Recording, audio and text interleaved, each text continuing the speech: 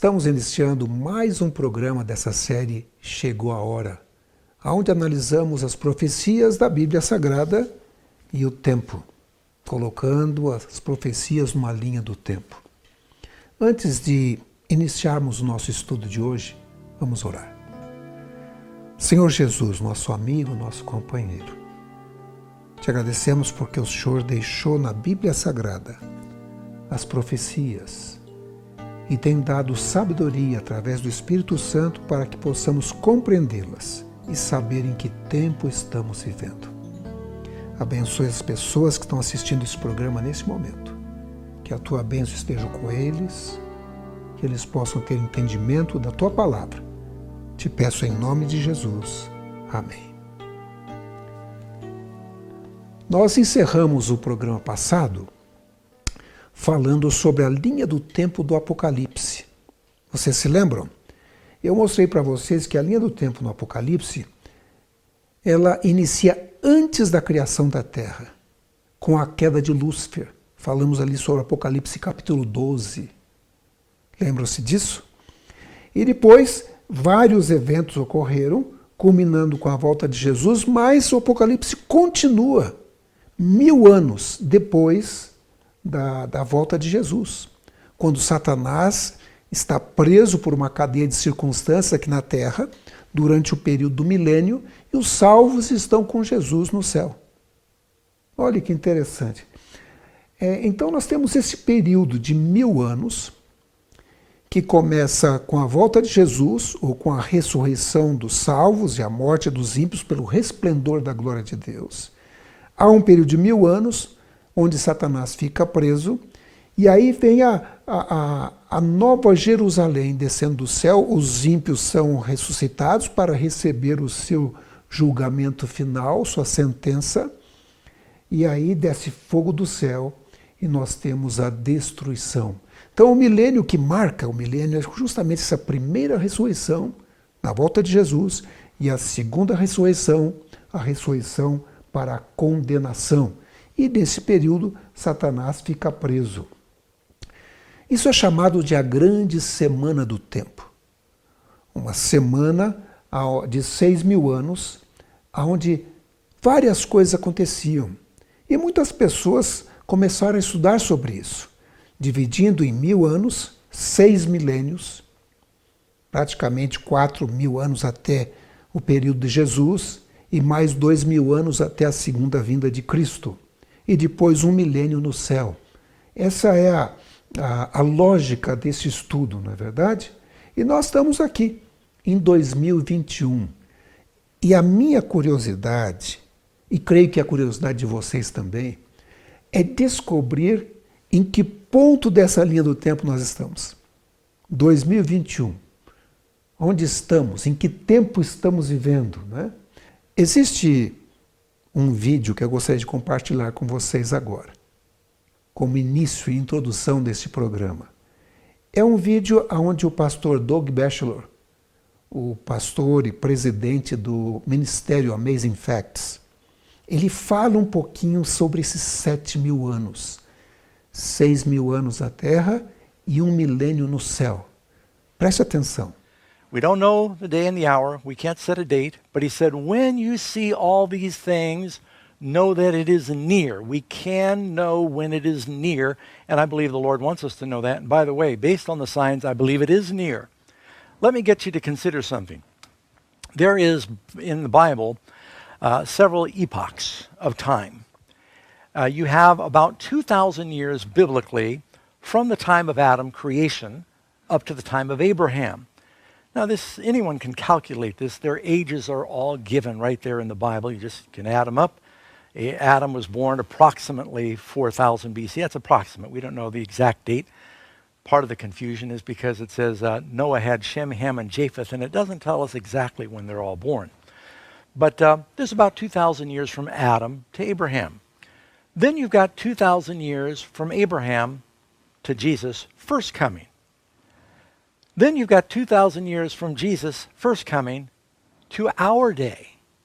And then if you read in the book of Revelation, it says in chapter 20, verse 4, they live and reign with Christ for 1,000 years. There's a seventh 1,000-year period for a total of about 7,000 years. Now, God, through the Bible, seems to work in cycles of 7. The world was created in 6 days, and then he added one for rest, which is the Sabbath day, and a total of 7. And then the Bible says a day with the Lord is like 1,000 years, and 1,000 years like a day. That's 2 Peter chapter 3. And so many have wondered about this great week, millennial week of time. I did not invent this. A number of historians and Bible scholars have wondered about this, where you've got roughly 2,000 years, which is the age of the patriarchs. Then you have Abraham comes. He's the father of Jews. 2,000 years from Abraham to Christ. Christ then becomes really his birth and sacrifices the birth of the church. Then you got 2,000 years from the time of Christ to our present day. And Jesus said, except those days be shortened, no flesh would be saved. So we see how things are accelerating in time. And many are wondering, then we spend 1,000 years living and reigning with Christ during the millennium. It's like 1,000-year Sabbath. And so some are wondering if this is giving us a template for how close to the end we are. Muito interessante isso, não é verdade? E faz todo sentido. Porque, veja, são vários eventos que marcam esse período 6-7, presente em várias partes da Bíblia Sagrada. É impressionante.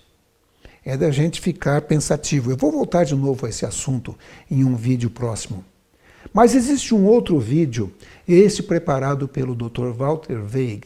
Ele tem vários vídeos, eu escolhi um trechinho de um. Aliás, todos esses vídeos eu estou colocando um pedacinho, mas estou colocando o link abaixo. Então você pode ir lá e assistir o vídeo completo, embora alguns deles estejam em inglês.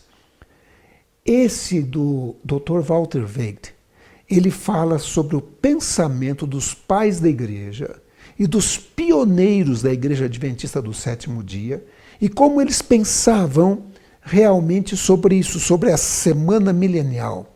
Uma terra que passaria por 6.000 anos antes que viesse o milênio do Apocalipse. Preste atenção.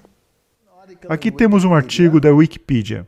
Os primeiros pré-milenaristas incluem Pseudo-Barnabé, Pápias, Metódio, Lactâncio, Comudiano, Teófilo, Tertuliano, Melito, Hipólito de Roma, Vitoriano de Petal. Muitos desses teólogos e outros na igreja primitiva expressaram sua crença no pré-milenarismo. Em outras palavras, Cristo retorna e em seguida vem o milênio. Por meio de sua aceitação dessa tradição sexta septamilenial, o que isso significa? Essa crença alega que a história humana continuará por 6.000 anos e em seguida vai desfrutar de um sábado por 1.000 anos. O reino milenar. Assim, toda a história humana será um total de 7.000 anos antes da nova criação. Isso é história. Todos esses pais da igreja criam nisso. Vamos analisar alguns dos pioneiros da Igreja Adventista do Sétimo Dia.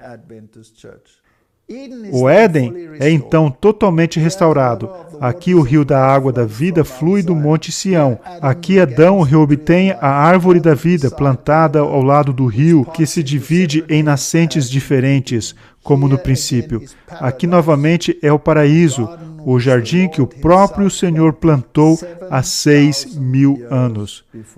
Eles claramente criam na semana cósmica. Thomas Preble, em seu livro The Two Adam, Os Dois Adãos, antes que o primeiro Adão entrasse em conflito com Satanás, no qual caiu, o sétimo dia, ou o sábado, havia passado. Portanto, com o segundo Adão, antes do último e final conflito com Satanás e seus exércitos, no qual a vitória eterna será obtida para o Filho de Deus e seu povo, o sábado, ou 7.000 anos, terão passado. Eles criam nisso. Veja, todos eles, como os pais da igreja, vinculam isso à semana da criação. Para mim, isso é importante, porque tem esse veículo inacreditável com o sábado. E se o sábado É o quarto mandamento que prefigura um descanso final no dia cósmico de 1000 anos. Então o sábado ganha em proeminência. Então, esse dia de semana cósmica ergue o sábado a um status absoluto e podemos entender com mais clareza por que o sábado será a questão no fim dos tempos. O mundo foi criado em 6 dias, e no 7º dia Deus descansou de seus labores. 6 dias trabalharás e fará toda a sua obra, e ele cita os mandamentos. Com os judeus, cada 7º dia era um dia de descanso. Cada 7º ano era um ano de descanso, o ano jubileu. O número 7 na linguagem bíblica parece ser um número completo. Em 6 angústias, ele cita um versículo, e isso para mim é fascinante.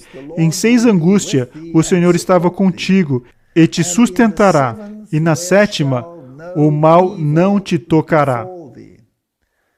Essa distinção vemos levada a cabo desde o primeiro capítulo de Gênesis até o último de Apocalipse. 7.000 anos, portanto, me parece como completos. E eu espero, após os 6.000 anos de trabalho e labuta, perplexidades e sofrimento, o 7º milênio trará um jubileu glorioso. E tem esse versículo em Jó 5,19. Em 6 angústias te livrará, e na 7ª o mal não te tocará. E era assim como eles usavam esses versículos, não em termos de tempo literal, mas cósmico. Então, em 6 angústias, são os 7.000 anos, o Senhor estará contigo e te livrará em meio dos tempos difíceis, e no 7º, o mal não te tocará. Em outras palavras, nesse milênio, você estará salvo em seu descanso. Isso não é bonito? Isso foi o que J. Clarke escreveu em Advent Review and Sabbath Herald. A Bíblia responde a toda questão e soluciona toda dúvida. Eu gosto da maneira como ele escreve. Nesse livro bendito, o amante da história encontra informações plenas de eventos passados e futuros, começando com o primeiro Éden e estendendo-se a um período de 7.000 anos até o segundo Éden na Terra renovada. Aqui, o amante da profecia pode se banquetear com as palavras da inspiração, contando as cenas do porvir, a história futura de nossa raça e do planeta no qual habitamos. Temos um outro aqui, mas esse aqui é muito interessante, na minha opinião. O primeiro relatório da Conferência Geral de Cristãos esperando o advento do Senhor Jesus Cristo. Isso significa que deve ter uma multidão aí, não é? É por isso que eu inseri essa citação. Todos criam nisso. O homem foi a última peça da confecção divina na semana da criação. Com isso concluído, e uma raça de agentes morais fabricada, Deus descansou no 7º dia de toda a obra que havia feito. Essa junção ao 4º mandamento é um tema que percorre essa teologia. E como eu disse, os pais da igreja criam nisso. E isso vem deles. Vem desde os tempos de Cristo até praticamente aos dias de hoje, podemos dizer. Dar a cronologia da profecia é traçar sua história de período a período, desde sua origem até sua consumação. Investiguemos, pois, mais especificamente o que o sábado prefigura e prevê. Essa é a questão do tempo do fim. E a Igreja Adventista do 7º dia tem dito constantemente que o sábado será a questão. Já vimos que isso prefigura um descanso futuro para o povo de Deus. Tem sido quase opinião universal da Igreja, tanto judaica como cristã, que o sábado prefigura uma condição gloriosa de repouso para a Igreja durante os 7.000 anos do mundo.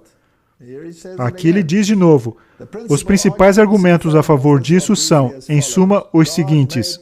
Deus criou o mundo em 6 dias e descansou no 7º, e constituiu o sábado um tipo de descanso futuro. Portanto, podemos esperar que depois das angústias e comoções de 6.000 anos, haverá um descanso de 1.000 anos de todas essas angústias. A instituição dos sábados e jubileus entre os judeus tem sido considerada típica da mesma coisa. O terceiro argumento é de 2 Pedro, no qual ele diz que um dia é como 1.000 anos. O quarto eu creio ser o mais forte argumento, vem do capítulo 20 do Apocalipse, onde ele fala do reinado de 1.000 anos. Ou seja, se há um período de tempo específico que se refere ao repouso, ao milênio, então deve haver períodos de tempo específicos para os outros. E ele conclui assim: com essas considerações, agora procederei para mostrar que a cronologia da profecia, conforme registrada na Bíblia, nos apresenta 7.000 anos desde o início do exercício do governo moral de Deus sobre o homem, até o período final da conquista de todos os inimigos de Deus.